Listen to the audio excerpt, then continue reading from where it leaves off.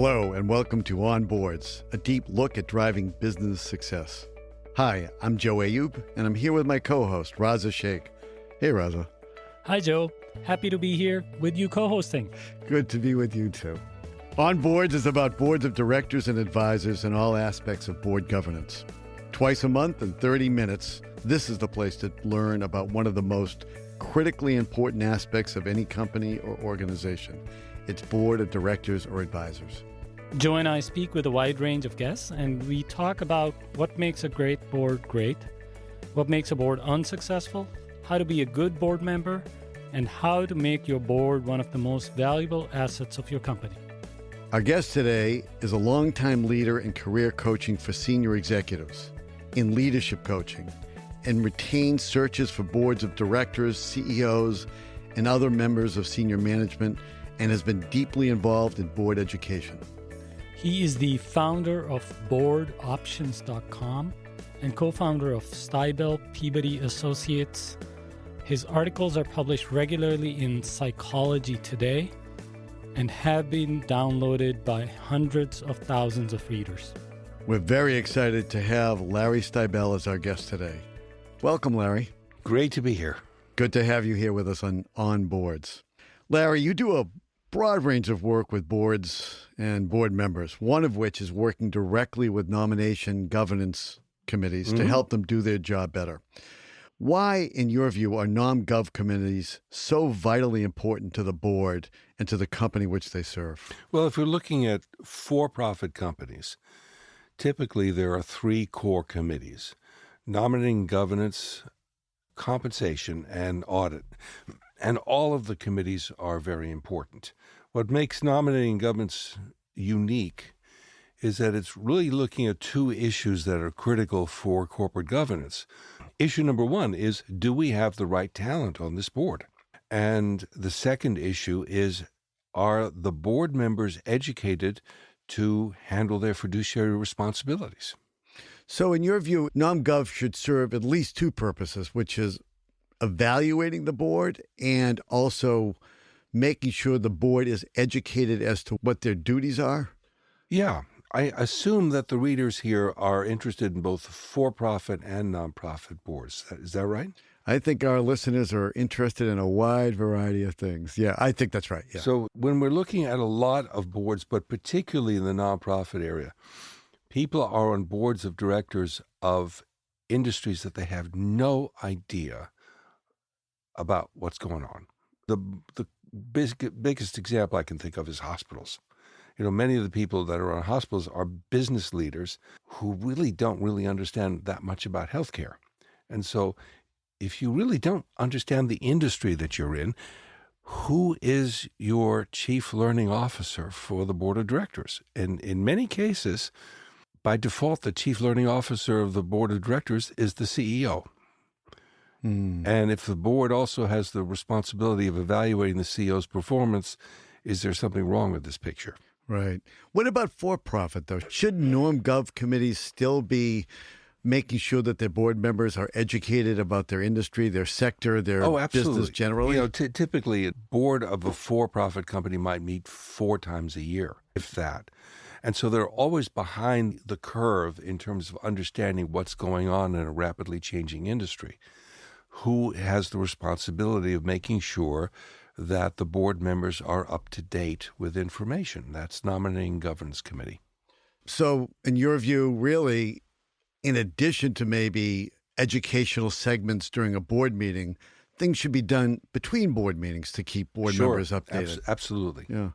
So one of the things that nom-gov does is board evaluation.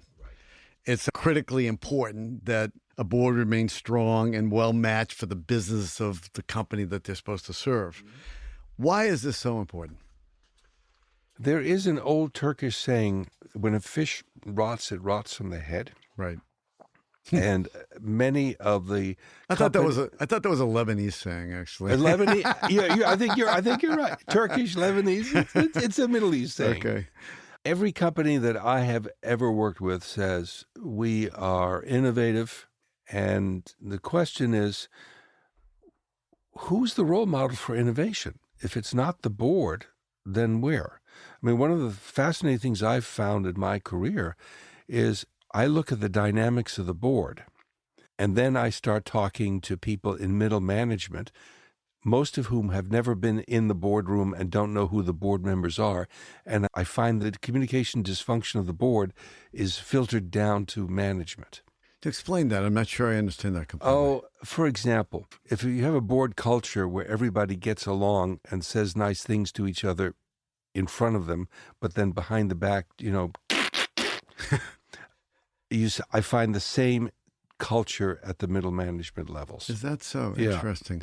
It's like, again, who's the role model for the corporate culture? If it's not the board, where's it going to be? Well, how would middle management know what the board culture is? They don't. That's the fascinating thing. Somehow it gets transmitted from the board to the CEO, from the CEO on down. Don't forget, for many for-profit companies, when you look at CEO tenure, it's getting shorter.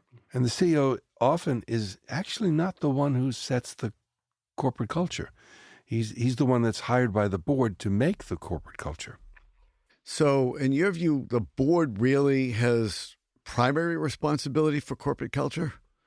I think they have the primary responsibility for defining the corporate culture.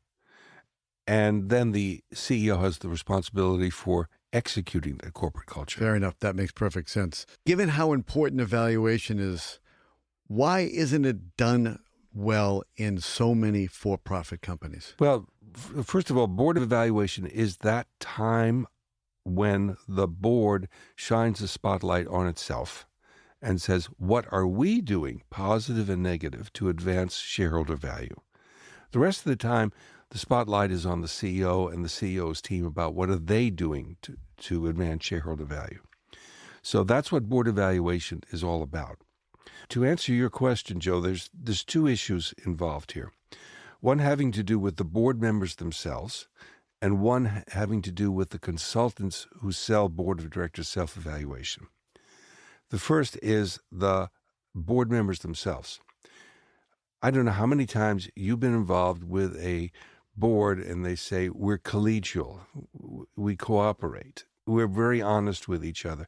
Well, often when you really strike below the surface, what it means is we're superficially friendly with each other and we don't really hurt each other. And we don't create a lot of controversy with each other. And so if a board wants to keep that superficiality, they don't want to do board of directors self-evaluation because you're going to get to issues that one or more board members are going to be uncomfortable with. Well, to go back to what you said, though, the board is usually putting the spotlight on the CEO and senior management. So in that way, I can understand why it's probably that putting the spotlight on themselves is not something they actually want to do. I think performance evaluation is great for you, Joe. But not me. Yeah, exactly right. Exactly right. So, Larry, when you do work with companies for board evaluation, what process do you follow? Yeah, well, let's get to the second. I said the first part is the board members themselves. They often don't want to be evaluated, which I don't blame them. Then the second is those who sell board evaluations. A lot of times it's sold as an event. It's a big process. There's an organization called the National Association of Corporate Directors, and they have a big deal about this. It's a very complex thing. It's expensive. It's very time-consuming.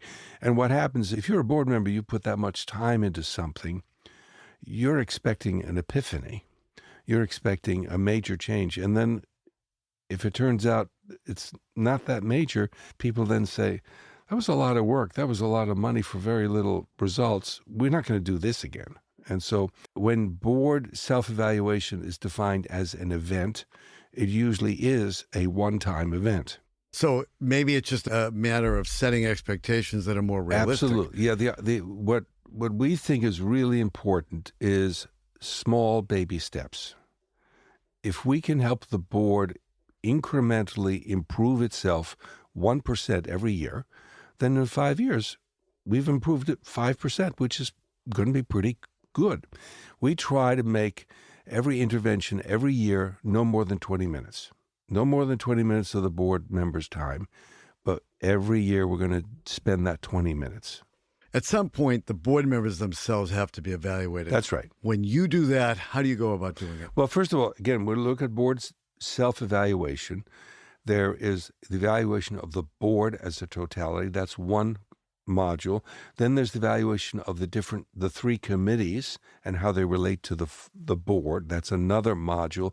Now we're getting to what you're saying, Joe, which is the evaluation of the board members themselves. Okay. There is a song by Leonard Cohen, and I think you know it, Raza. It's Everybody Knows. Yeah.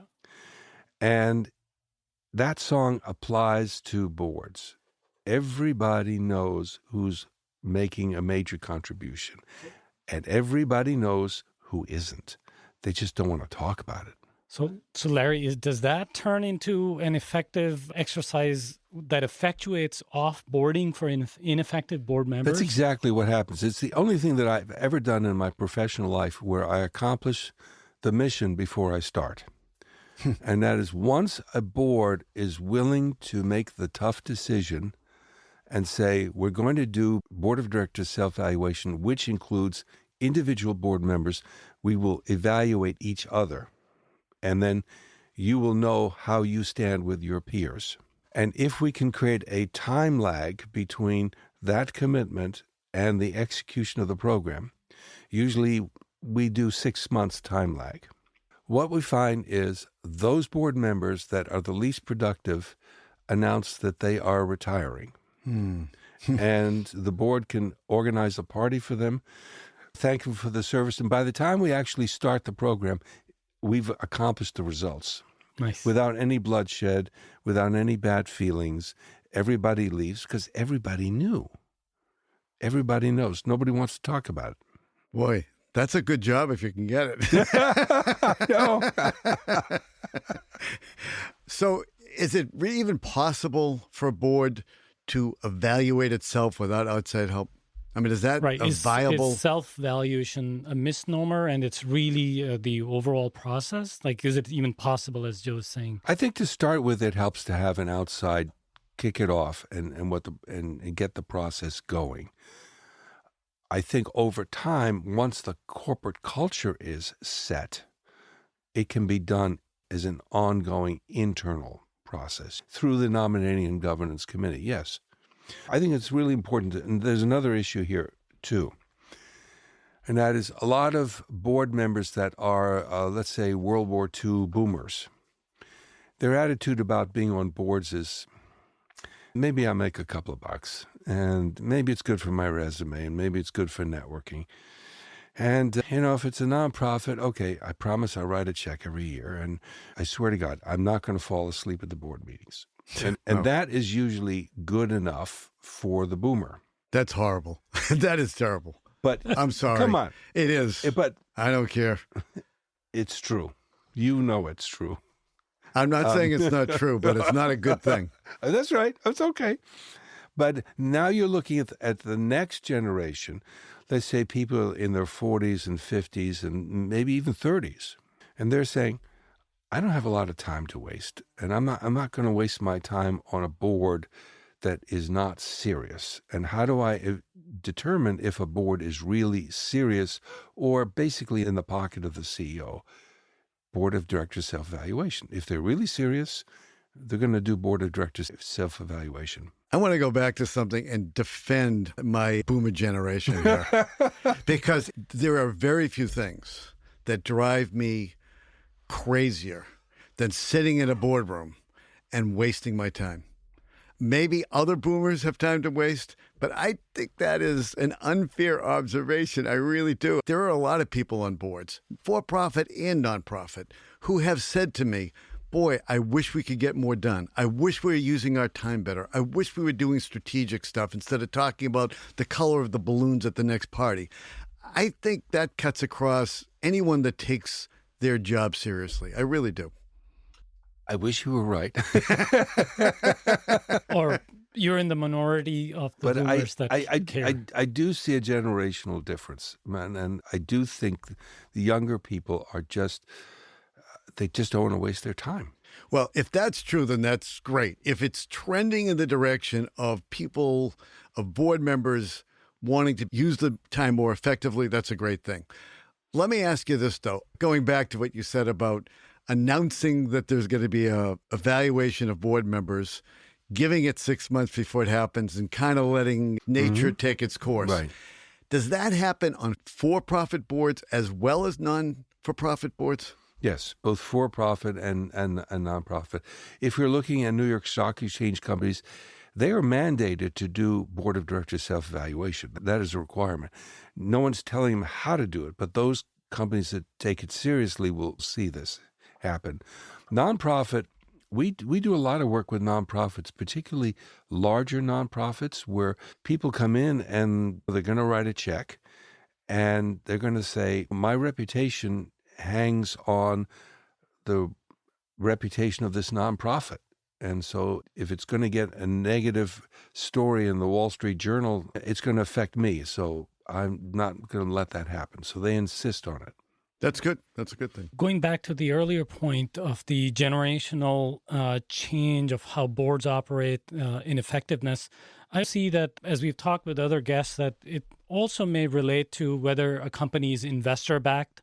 And the investor-backed board is going to insist on performance and is going to insist on solving the problems that the business has and developing a strategy, because otherwise the business doesn't exist. So it might as well also be true that it depends on the kind of the board it is that these, cultural things happen. Raza, I totally agree with you. And I think there are certain dynamics of private equity dominated boards because they're really focusing on short-term, grow this business, grow the top line so we can sell this thing in 3 to 5 years. So everything is focused around that. I often found they don't do board of directors self-evaluation because they're all focused on that goal. Right. Well, it would seem like bringing that kind of focus to all boards wouldn't be a bad thing. When I started my career, we're speaking not far from Harvard Business School. And when I started my career, there was a book by 2 Harvard Business School professors, and it was about boards of directors, and it was called Pawns or Potentates. Right. Remember that book? Yeah. And unfortunately, I'm not sure much has changed. And what they were saying in that book was, it sounds very impressive that you're on a board. Is it? And it was saying for a lot of board members, they're really pawns of the CEO. Or I've seen it with private equity firms, the so-called outside board members who are taken from a list of friends of the partners of the private equity firms. They're pawns. They're really not outsiders. I've seen this in family businesses where we're going to have outside directors of our family business. So I'm going to bring in my college roommate, and I'm going to bring in the lawyer that depends on my business, and then I'm going to call them the outside directors because they're non-family. Yeah, well, my reaction to that is, in those instances, the board is not providing the value to that company that it could provide. Oh, totally. And that is really unfortunate. Yeah. But the dynamics that they were talking about in that book, I think it was like in the 70s, still exist. So what we're saying is there probably is a curve with many boards that are simply not as effective in governing or providing strategy to the company as there should be. But we also know that in the value creation process, there do exist effective boards as well. And those are the things we want to talk to our audience of what makes a board effective. Well, one thing that makes a board effective is, at least in my view, if a board is doing its job, then it should be asking questions of management. And it should be holding management accountable in a respectful way for achieving its strategic goals. A question I have for you is, if a board's not doing that, or when a board doesn't do that, sometimes it can go really off the rails. Yeah. How does that happen? What's the dynamic that occurs where things are going on at the company and the board really is asleep at the switch, so to speak, and they don't make the call. They don't ask the questions. They don't say anything at a board meeting.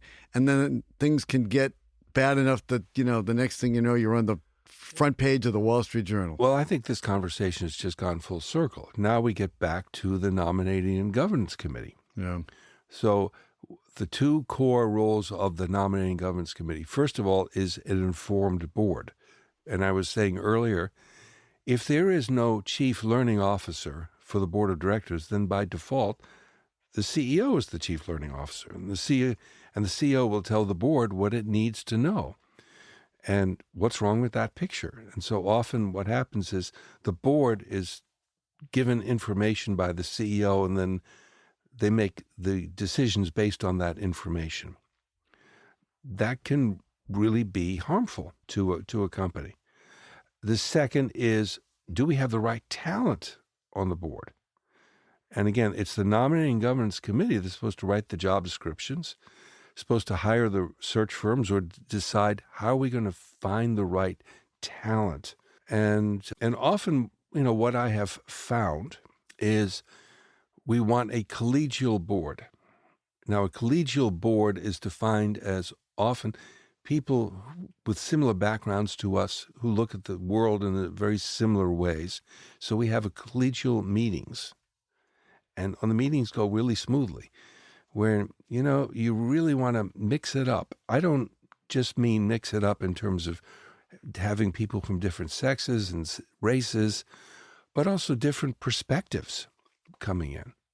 So I think that's important. That's a nominating and governance issue. Yeah. Very important committee. So let me switch a little bit here. Okay. We talked about this earlier in one of your articles. Yep. I love this article, by the way. You wrote, 15 years from now, the Equifax case will be taught to aspiring business leaders as a good example of what not to do in a crisis.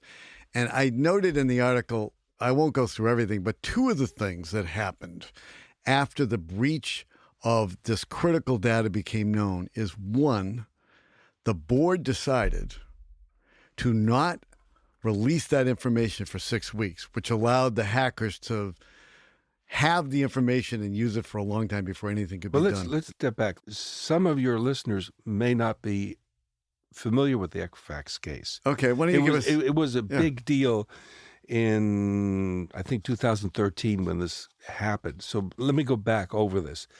So let me ask you the question. Tell us a little bit about the Equifax case. Equifax is an Atlanta-based public company with a market cap of $14 billion and employs 9,500 people. So it's a big company. What happened is, in September 2017, Equifax revealed that there was a cybersecurity theft of 143 million records of people, you and me and people listening to this podcast. I was included. You were part of it. And their social security numbers, their names, their birth dates, their addresses, their license number, the driver's license numbers. They secured 209,000 credit card numbers. Whoa. So once you get that information, you can sell that on the black market. On the dark web.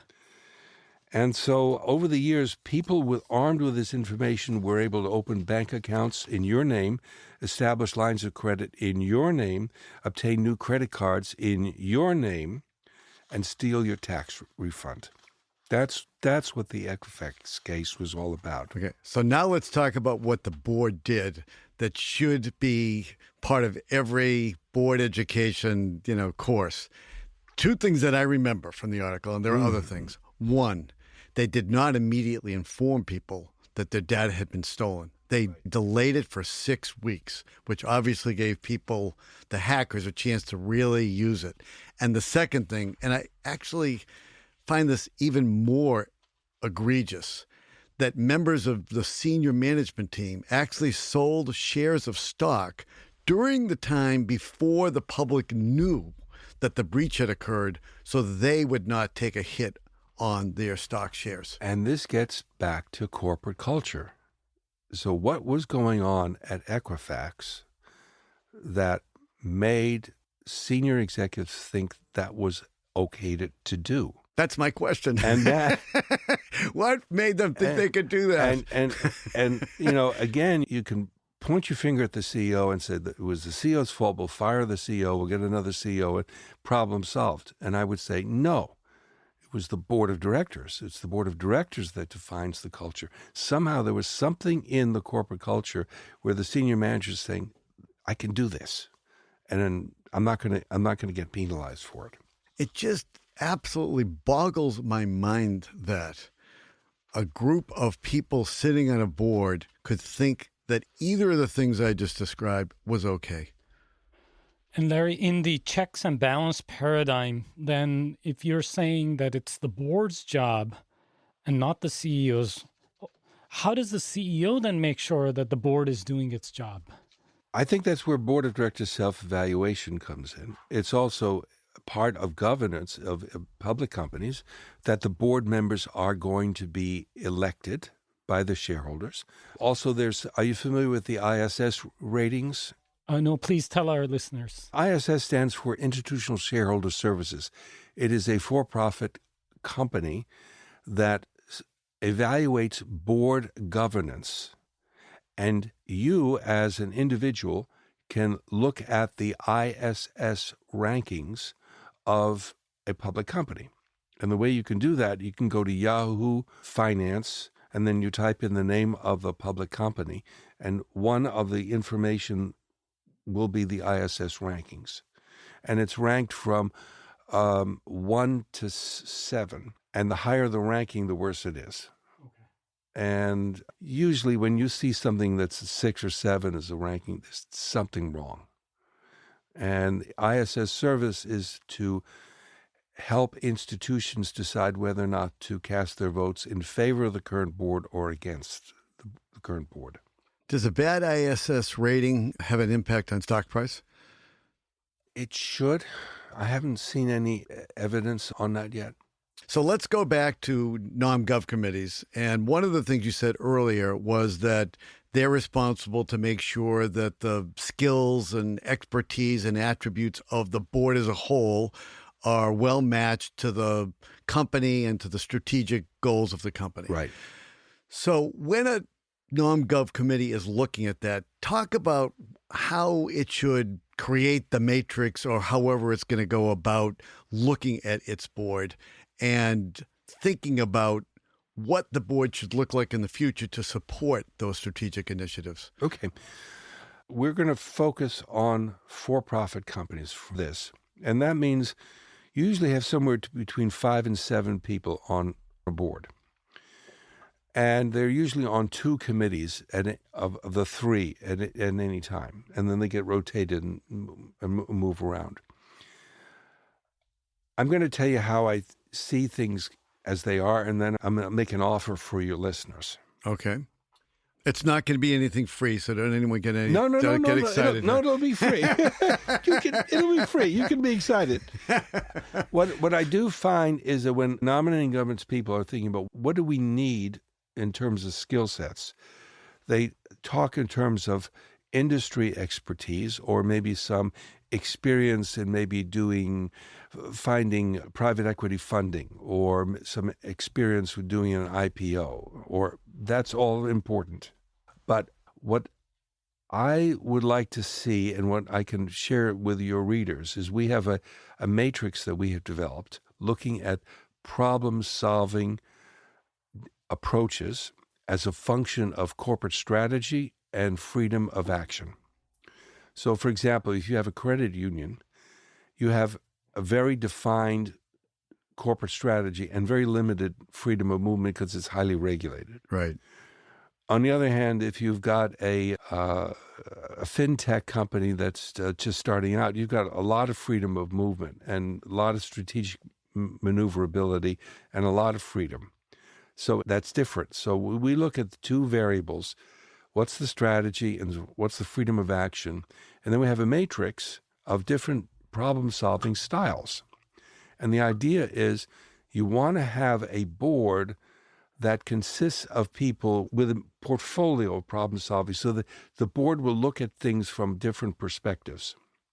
So, for example, if you have a credit union and everybody is very conservative and risk avoidance, that's probably somewhat okay. But the problem is everybody's going to feel very collegial with each other because they're all thinking the same way. And you can have men, you can have women, you can have minorities. It'll be great. But the problem is you don't have anybody who's thinking outside the box. Right. And you want to have one or two people who think outside the box. So, Larry, you're saying that people think of diversity in many ways. Gender diversity is one of them. Others may have race. But you're saying the way somebody does problem solving is another important dimension. That's right. To add to the matrix of what you need on a board in a diverse manner. And it also is affected by the strategy of the company and the freedom of action.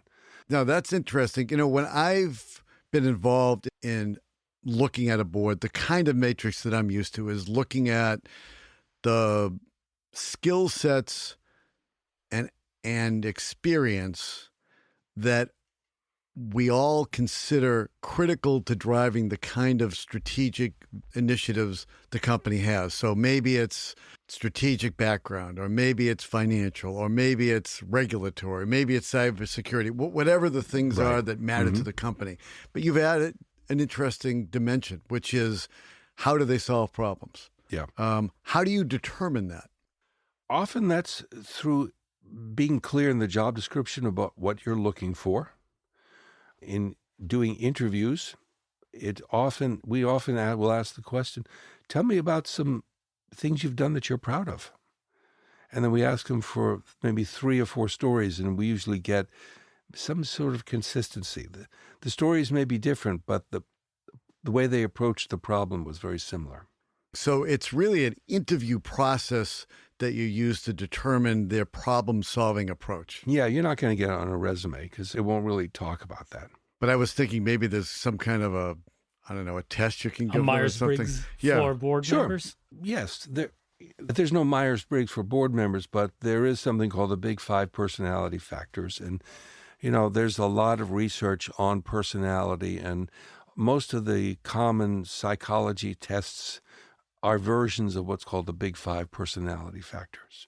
So, for example, one personality factor is openness to new ideas. Right. Well, I would argue on a credit union board, you want to have one person that is high on that dimension. That is high on that dimension. But if you had a board of 5 people and you had 3 people that are high on that dimension, you couldn't get anything done because it's a highly regulated environment. It's kind of cut and dry, As long as you stay between the lines, you're going to be okay. Right. On the other hand, if we got an early stage fintech company, I want more than one. I want maybe 2 or 3 people who are really open to new ideas and really out there in terms of exploration.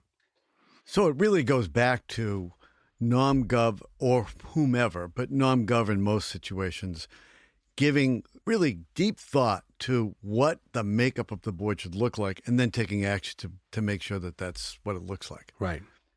So, Larry, switching to more tactical, I think we talked or touched upon it a little bit earlier. When the board is meeting only 3 or 4 times in a year, and they have a packed agenda, they can often get behind as to what's going on. What should boards expect management to do to address that? Well, this gets to the other role of the Nominating Governance Committee, which is about board education. How is the board going to be educated between meetings? And I find that at least in the for-profit side, and I think in the nonprofit side too, you're really talking about incredibly busy people, and they don't have a lot of time. And so I think podcasts like these are an excellent way for board people to learn while they're driving or learning while they're exercising.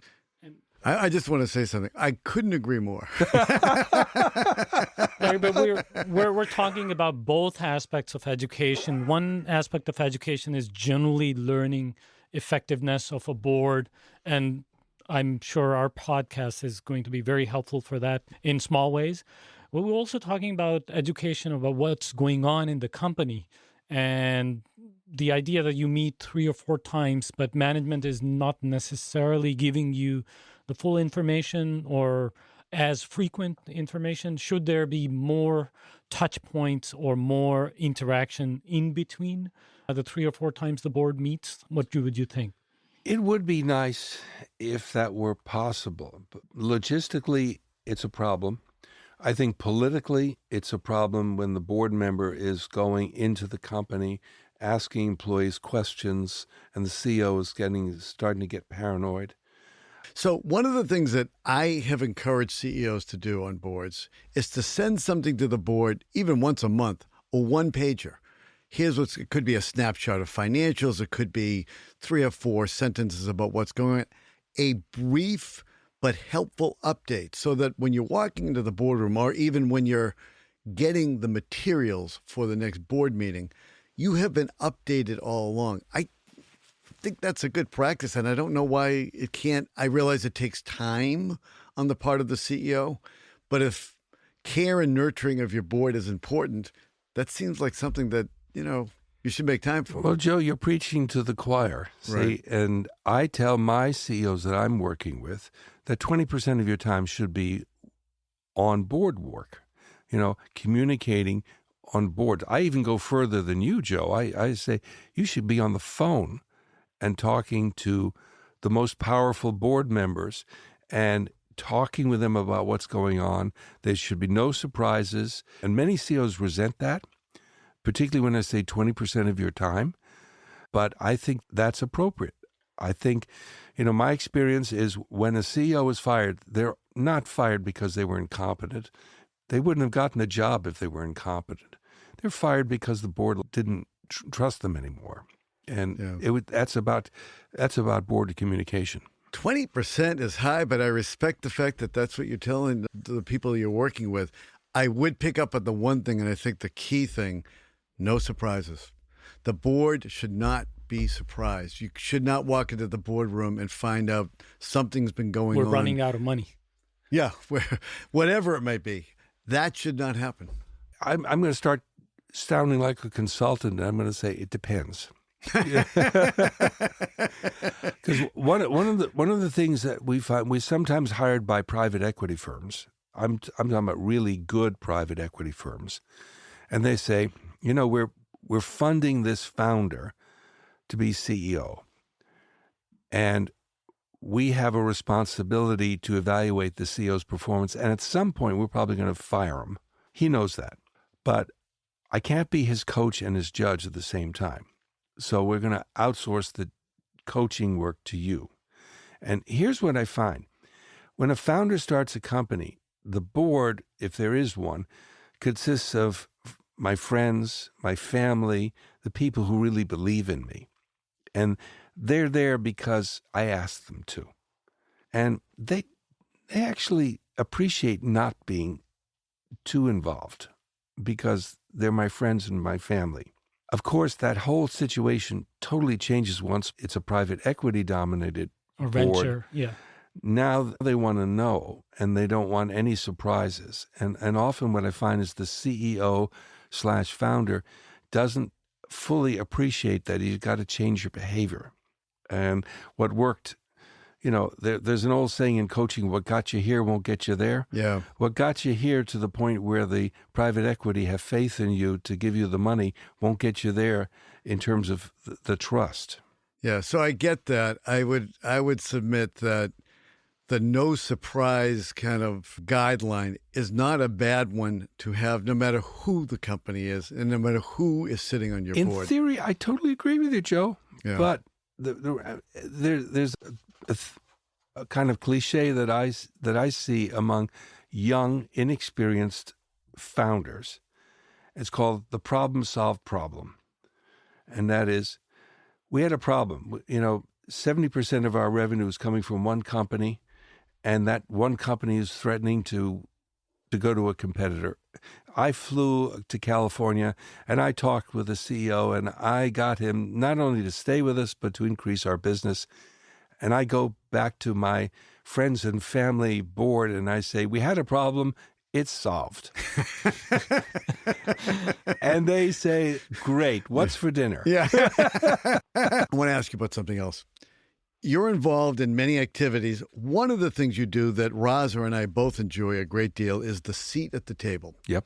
Where people in your network come together once a month and sit as a board and have conversations about key issues in corporate governance. How did you develop this concept, and how has it evolved over the years? The word evolve is really the right thing. Stybel Peabody started as an executive-level outplacement firm. And we had these monthly meetings for people who were out of work. And it was sort of job search related.